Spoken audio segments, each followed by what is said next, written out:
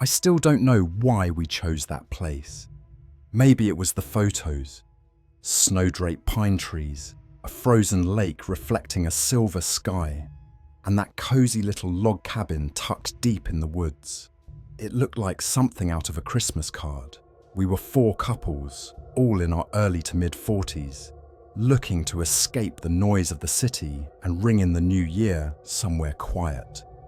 Private, peaceful, no traffic, no fireworks, just nature, a roaring fire, and the people we trusted most. But the moment we pulled off that narrow road and saw cabin 13 for the first time, I felt something shift. Not in the air. No, the air was clean and cold and sharp. But inside me, a twist in my gut. Like a tiny alarm going off, the cabin looked older than the pictures. The logs were darker, the windows clouded, and there was something about the number carved into the beam above the door. 13, not painted, carved deep, like a warning someone hoped would fade with time. The driveway was barely cleared, just enough for our SUV tires to crunch through.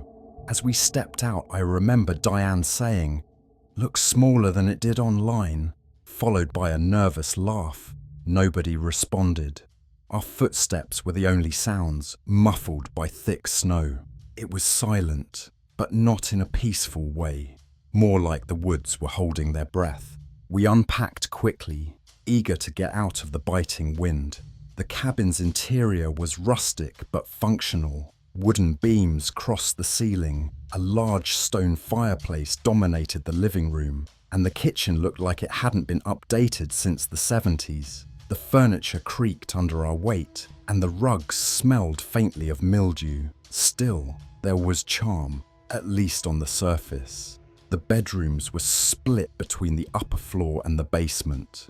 Tony and Melissa claimed the basement suite, despite Mark joking that it was where the axe murders usually start. He laughed. Nobody else did. The generator rumbled to life outside, lighting up the cabin with a yellowish glow. We were told to run it sparingly to save fuel, so we agreed to shut it off after midnight.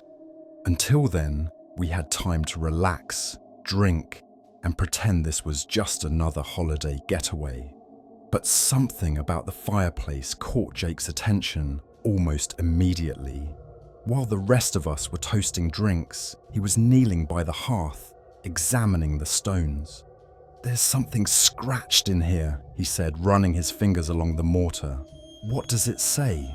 I asked. He squinted, then looked up at me. Numbers, coordinates, maybe a date, 12/31/1956. By 10 p.m., the fire was roaring, music filled the room, and the wine was flowing. We were halfway through a raucous game of Never Have I Ever.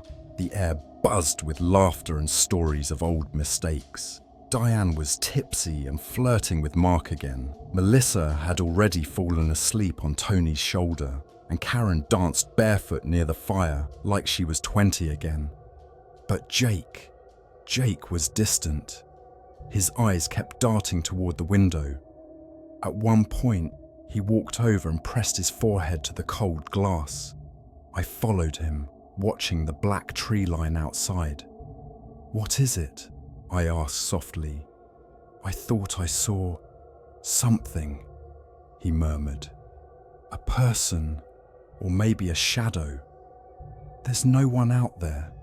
He nodded slowly, but didn't look convinced. The power flickered at 10:47, just a brief pulse, but enough to stop everyone mid-laugh. "That's our cue to refill the generator," Mark said, grabbing his coat.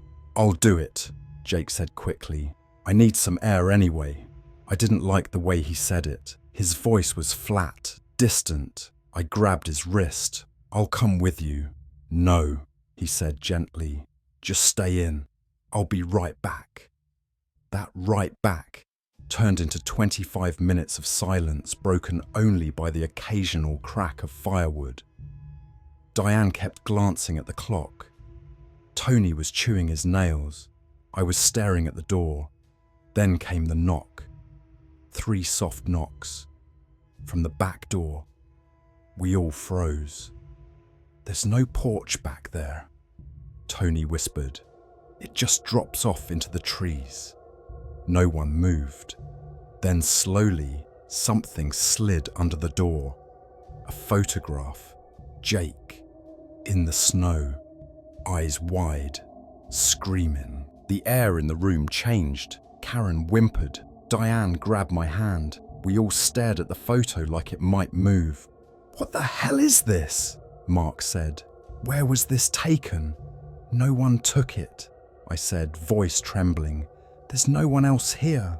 Melissa suddenly stood up and whispered, I think I just saw someone behind the window."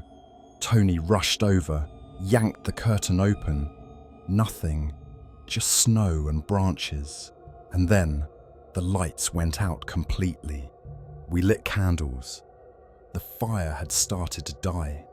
Shadows stretched along the wooden floor. That's when we heard the creaking. From upstairs, the unmistakable sound of footsteps. Heavy, slow. "Could Jake have come back and gone up?" Mark asked, hopefully. I shook my head. "He would have come in through the front." Tony grabbed the poker from the fireplace and crept toward the staircase. We waited. I counted every creak of the steps. Then we heard a door slam upstairs. He came running back down, pale as death. "There's no one there. But the bedroom door is open, the one we left shut," and scratched into the inside of the door with what looked like a knife. You broke the circle. The more we explored, the more we uncovered things that hadn't been there before. Candles burning in the basement, a child's drawing pinned to the wall, stick figures under a red sun, one of them missing its head. I found a leather-bound journal stuffed behind the bookshelf. It belonged to someone named Margaret Coates. The last entry was dated 1956. We thought the ritual was just tradition, something the locals did to scare away bad spirits. We skipped it, laughed about it, but at midnight, they came, the ones from the woods, the ones who wait for a broken circle. The page ended with a smear of what looked like dried blood, and beneath it, only one walks away. Midnight. The generator died. The fire collapsed. The cabin went dark. And in that moment, the walls seemed to close in. Footsteps echoed across the roof, then along the walls, then impossibly beneath the floorboards. I held my breath. A voice came from the hallway, whispering my name over and over. "Sarah, Sarah, Sarah." It wasn't Jake's voice. They came through the walls. Shadows with hands. Faces without eyes. Cold breath and fingernails scraping wood. One by one, the others vanished, pulled screaming into closets, basements, mirrors that weren't there before. I ran, somehow, out the front door into the snow. But the woods weren't the same. The trees had moved. The path was gone. I ran anyway. My lungs burned. My mind cracked. Behind me I heard Jake calling, or something using his voice. I didn't stop. They found me 2 days later, half frozen, mute, eyes locked on nothing. I never spoke again. Until now. Because last night a man knocked on my door. Pale, soaked in snow. He handed me a photo, the same one, Jake, still screaming, and beneath it, written in blood, "The circle remains broken."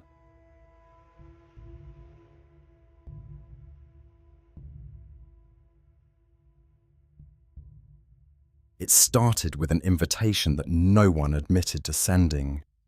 A glossy ivory envelope arrived at the doorstep of 7 longtime friends who had grown distant over the years. Each envelope bore the same elegant handwriting. No return address, no sender name, only this. You are cordially invited to a private New Year's Eve reunion at Haven Ridge Cabin, December 31st, 9 sharp. Celebrate the start of forever. Tom, recently divorced and quietly battling loneliness, called Rachel first. "Did you send this?" he asked, the invitation crinkling between his fingers. Rachel laughed nervously, admitting she'd gotten the same one. One by one, the others confirmed. No one knew who planned it, but curiosity and a touch of nostalgia overpowered their hesitation. After all, Haven Ridge Cabin had been their getaway 2 decades ago, when they were reckless, drunk on youth, and believed in forever friendships.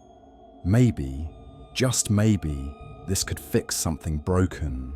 The road to Haven Ridge was longer than they remembered. The GPS flickered. The sky was an endless black curtain. Snow had started falling by the time they reached the last stretch. A single-lane trail slicing through dense forest, barely lit by their headlights. Rachel glanced at her watch. 8:48 p.m. "Weird how quiet it is out here," she muttered. In the back seat, Jody shivered. "Weird. It's dead." The cabin stood just as they left it. Old wooden beams, porch lanterns swaying in the wind. But something felt off. The silence wasn't peaceful. It was empty, like the trees were holding their breath. Tom was the first to speak. "Okay, who's the genius behind this? This place looks identical to how it did 20 years ago." No one answered, and still they entered. Inside, everything was meticulously arranged. A roaring fire danced in the hearth. Champagne bottles chilled in silver buckets. Place settings gleamed on a long oak table with name cards, each one labelled in that same elegant handwriting. "This is insane," said Marcus, squinting at the cards. "How did they know exactly who was coming?" "It's like someone's been watching us," Jody whispered, visibly unsettled. Still they stayed. Maybe it was the warmth of the fire or the comfort of old company. But soon the group found themselves reminiscing, laughing louder than they had in years. Toasts were raised. Old wounds started to fade. For a moment, it really did feel like a celebration. At 11:58, the music stopped. No one had touched the stereo. Rachel stood frowning. Power outage, but the lights were still on. The fireplace still burned. Tom looked at his phone. No signal at all. Then the grandfather clock in the corner began to chime. Slow, hollow. Each strike echoed unnaturally long. 1, 2, all the way to 12. Then a 13th chime rang out. Everyone froze. "Did it just count 13? Whispered Rachel. That's when they heard it. The unmistakable sound of footsteps above them. But the cabin only had 1 floor.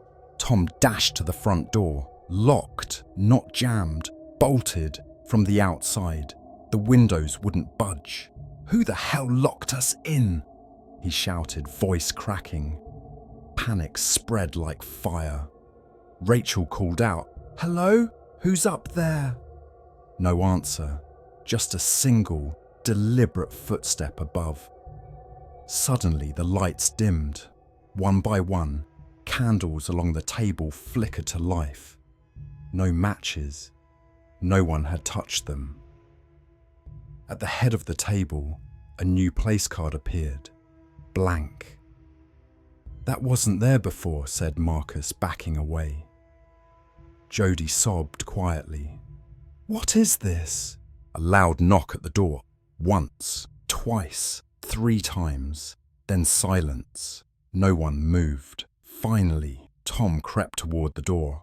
"Don't!" Rachel hissed. But it was too late. He swung it open. No one was there. Just snow, black trees, and a faint trail of footprints leading into the forest. "Where did those come from?" asked Jodie. She was trembling now, holding a half-filled champagne glass. Rachel stepped outside and called, "Hello?" But her voice seemed swallowed by the woods. When she turned back, the place card now had a name, Evelyn. Everyone stared at it. Evelyn had been their friend. She died on New Year's Eve, 2005. "No, this isn't funny," Rachel said, shaking. "We made a pact, never to talk about that night again." The mood turned ice cold. Tom whispered, "We didn't just forget her, we left her. That night, in this cabin." A scream cut through the room. Jodie's glass exploded in her hand. Her chair scraped back as she pointed toward the hallway. A figure, pale, motionless, watching. It was Evelyn, but her eyes weren't her eyes. They were empty. "Run!" Marcus shouted, but the hallway twisted like a funhouse mirror. Doors appeared where none had been before. Some led to brick walls. Others opened into total darkness. The cabin had changed, was alive. Back in the dining room, the champagne glasses now all stood filled, even Evelyn's. A voice, not heard, but felt, echoed through them. 13 toasts, one for each year you forgot. One by one, they were compelled to raise their glasses. Hands moved against their will, lips parted. "To Evelyn," they all said in unison. The glasses shattered as they drank. Blood mixed with the fizzing champagne. Rachel screamed, "We didn't mean to." "But you did," the voice whispered now behind her ear. The clock struck 13 again, and again. It never stopped. With each chime, the cabin aged. Wood cracked, walls wept water. The fireplace turned to ash. Evelyn stood silently as her friends screamed, ran, clawed at windows and doors that no longer existed. She raised a hand and pointed. Tom vanished first. His shadow stretched, split, and sucked into the floor. Jodie collapsed, screaming Evelyn's name, but her mouth filled with snow. Marcus tried to leap from a window but vanished mid-air. Only Rachel remained, breathless, broken. Evelyn stepped closer. "You toasted to forever," and then silence. Days later, a search party found the cabin. Empty, no signs of forced entry, no footprints. Only a table set for 8, one-place card reading Rachel, with a still warm champagne glass beside it. Some say every New Year's Eve, Haven Ridge Cabin appears to those who forgot what guilt really costs.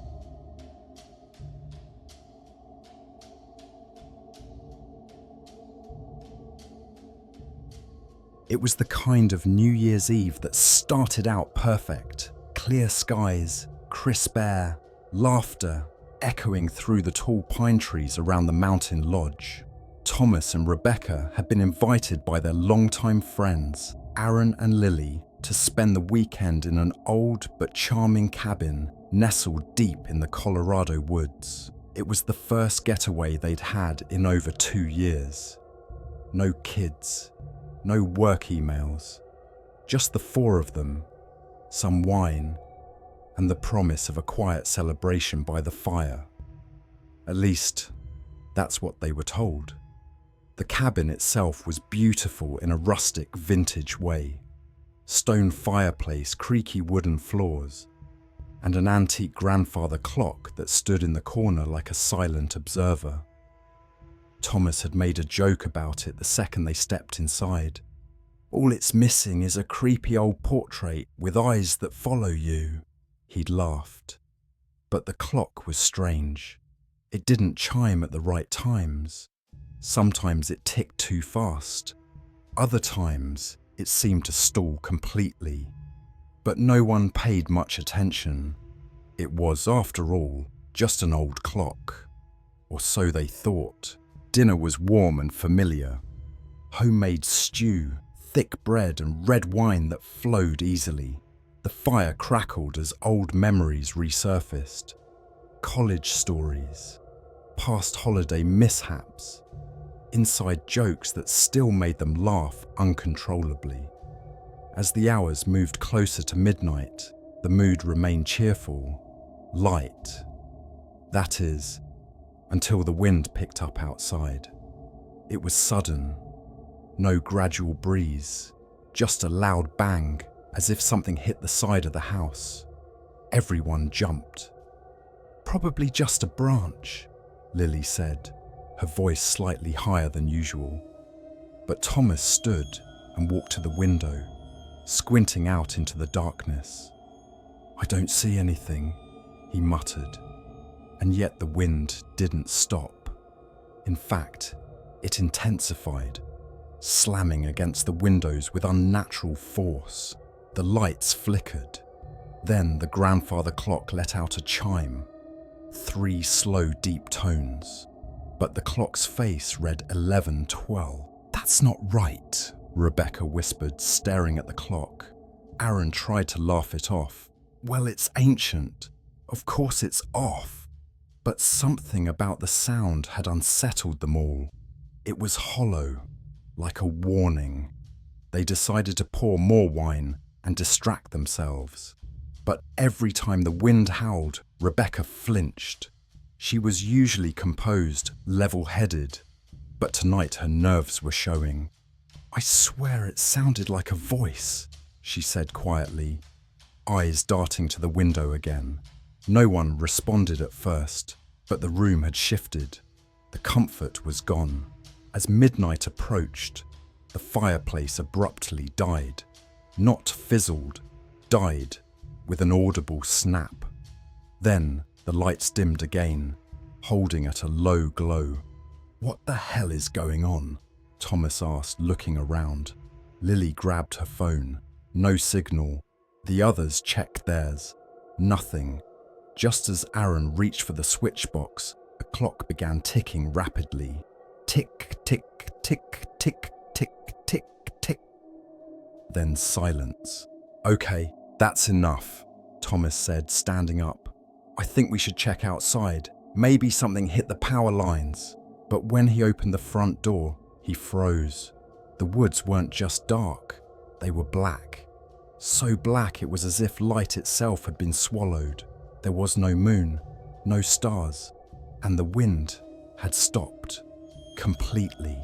"No way," he said under his breath. Then he heard something. Footsteps. Slow, steady, crunching in the snow. But no one was there. He slammed the door shut. "We're not alone out there."